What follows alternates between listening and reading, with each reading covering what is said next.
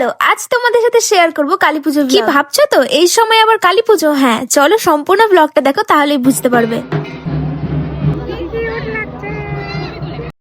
তো চলো ভিডিওটা শুরু করা যাক। এখন কিন্তু সন্ধ্যা হয়ে আর আমরা কিন্তু সবাই মিলে রেডি হয়ে বেরিয়ে পড়েছি। তো চলো, মা কিন্তু চলে এসেছে। আর আজকে আমি তোমাদের সাথে শেয়ার করব মায়ের কিছু অলৌকিক ঘটনা। তোমরা যারা আমার ব্লগ দেখো তারা নিশ্চয়ই দেখেছো নভেম্বর মাসে কিন্তু একবার কালীপুজো হয়েছে, আর আবারও কিন্তু একই রকম ভাবে শ্রী শ্রী স্বপ্নের মা খাঙালি পুজো হচ্ছে মাঘ মাসে। আর আমাদের শ্রী শ্রী স্বপ্নের মা খাঙালি হওয়ার কারণটা কি বলতো? মাকে কিন্তু স্বপ্নতেই পাওয়া গেছে, তাই জন্য। তবে মন্দিরটাও কিন্তু আলাদা। আর এই পুজো কিন্তু 2008 সাল থেকে হয়ে আসছে, আর যেটা নভেম্বর মাসে হয় সেই কালীর নাম হচ্ছে খাঙালি কালী, আর এইটা হচ্ছে শ্রী শ্রী স্বপ্নের মা খাঙালি কালী। আশা করছি তোমাদেরকে অনেকটা কিছু বলতে পারলাম। তো চল, মা কিন্তু পৌঁছে গেছে তার মন্দিরে। আর হ্যাঁ, মেলা কিন্তু 2 দিন হয়। তারপর আমরা কিন্তু মায়ের ফ্রন্টে দাঁড়িয়ে গিয়েছিলাম, আর এখন মাকে কিন্তু থানে ওঠানো হচ্ছে। আর তোমরা জাস্ট একবার ভিড়টা দেখো, এত ভিড় হয় তোমাদের কি বলবো। 2 দিন মেলায় 2 দিনই কিন্তু প্রচুর ভিড় হয়, অনেক দূর দূর থেকে সব মানুষ আসে দেখতে। আর যেটা তো তোমাদের আগেই শেয়ার করেছিলাম, মন্দিরটা এত সুন্দর লাগছে, আর মা আসার পর আরোই বেশি সুন্দর লাগছে মন্দিরটা। আর এইদিকে দেখো আমরা সবাই মিলে দাঁড়িয়েছিলাম, আর সামনেই জানো এই যে দেখছো গাড়িগুলো যাচ্ছে,